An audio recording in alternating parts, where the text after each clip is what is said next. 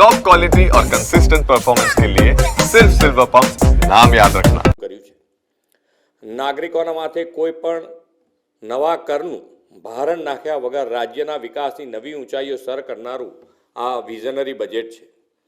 વિકસિત ગુજરાત માટે 50,000 કરોડનું વિકસિત ગુજરાત ફંડ સ્થાપવાની જાહેરાતને હું આવકારું છું। વિકસિત ભારત માટે, વિકસિત ગુજરાત અને વિકસિત ગુજરાત માટે 6 રિજિયન ઇકોનોમી પ્લાન તૈયાર કરવાના છીએ।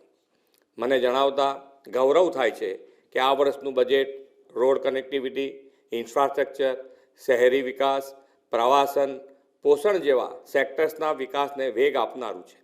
સમગ્ર રાજ્યમાં વ્યાપક વર્લ્ડ ક્લાસ રોડ નેટવર્કનું માળખું સ્થપાય તે માટે આ બજેટમાં આયોજન કરવામાં આવ્યું છે। નમો શક્તિ એક્સપ્રેસવે સહિત 2 નવા ગ્રીનફિલ્ડ એક્સપ્રેસવે અને 12 નવા હાઈસ્પીડ કોરિડોર વિકસાવવા માટે જાહેરાત કરવામાં આવી છે। તેના કારણે પ્રવાસનને પણ વેગ મળશે। વડાપ્રધાન શ્રી નરેન્દ્રભાઈ મોદીએ ગુજરાતના મુખ્યમંત્રી તરીકે 2005માં શહેરી વિકાસ વર્ષથી રાજ્યના શહેરોને વિકાસની ચેતનાથી ધબકતા કેન્દ્રો બનાવ્યા હતા। હવે તો તેમના વિઝનરી નેતૃત્વમાં ગુજરાત દેશનું ગ્રોથ એન્જિન બન્યું છે અને વર્લ્ડ ક્લાસ સુવિધાઓ સાથે આપણા શહેરો વિશ્વ કક્ષાનો વિકાસ ધરાવતા થયા છે। તેને વધુ વેગ આપવા 2025ના વર્ષને શહેરી વિકાસ વર્ષ તરીકે ઉજવવાનું આપણે નક્કી કર્યું છે। આ માટે સમગ્રતાએ શહેરી વિકાસના બજેટમાં 40% વધારો કરીને વધુ 31,000 કરોડ ફાળવ્યા છે। નવી રચાયેલી મહાનગરપાલિકાઓ માટે માળખાકીય વિકાસ સહિતના કામો માટે આ બજેટમાં નાણાકીય જોગવાઈ સુનિશ્ચિત કરવામાં આવી છે। વડાપ્રધાનશ્રીએ વરસાદી પાણીના ટીપે ટીપાનો ઉપયોગ અને સંગ્રહ માટેનું આહ્વાન કરેલું છે। ગુજરાતના શહેરી ક્ષેત્રોમાં જનભાગીદારીથી કેચ ધ રેન અભિયાન શરૂ કરીને ભૂગર્ભ જળ ઊંચા લાવવાની મુહિમ ઉપાડવામાં આવશે। વડાપ્રધાન શ્રી મોદી સાહેબે ગરીબ, યુવા, અન્નદાતા અને નારી શક્તિને વિકસિત ભારતના નિર્માણના 4 મુખ્ય આધારસ્તંભ કહ્યા છે। આપણે પણ એ 4 વર્ગને બજેટના લાભ પહોંચે તે સુનિશ્ચિત કર્યું છે। આપણી યુવા શક્તિ આર્ટિફિશિયલ ઇન્ટેલિજન્સના યુગમાં વિશ્વ સાથે કદમ મિલાવી શકે તે માટે 7 ટેકનિકલ સંસ્થાઓમાં AI લેબ બનાવવામાં આવશે।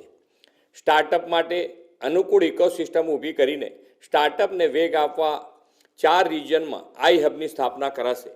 નારી શક્તિના સશક્તિકરણ અને આત્મનિર્ભરતા માટે નવી મહત્વપૂર્ણ યોજના સખી સાહસ યોજના આ બજેટમાં લાવ્યા છે। નારી શક્તિ સાથે સાથે આપણી ઉજ્જવળ આવતીકાલ સમા બાળકોના પોષણનો પણ આ બજેટમાં ખ્યાલ રાખવામાં આવ્યો છે। બાળકોને પોષણક્ષમ આહાર આપવા માટે ગત વર્ષના બજેટ કરતાં 25%નો વધારો કરીને 8460 કરોડનું બજેટ ફાળવ્યું છે।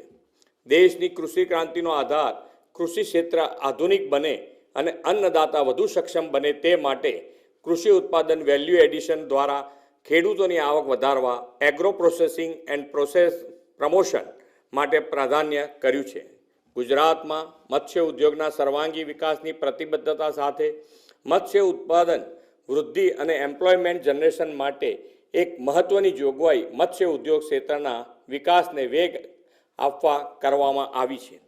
હવે ખેતીની જમીન પર મત્સ્ય ઉછેર માટે NAની મંજૂરી લેવામાંથી મુક્તિ આપવામાં આવશે। આદરણીય વડાપ્રધાન શ્રી નરેન્દ્રભાઈ મોદીના દિશાદર્શનમાં સમગ્ર દેશ નેશન ફર્સ્ટની ભાવનાથી આગળ વધી રહ્યો છે।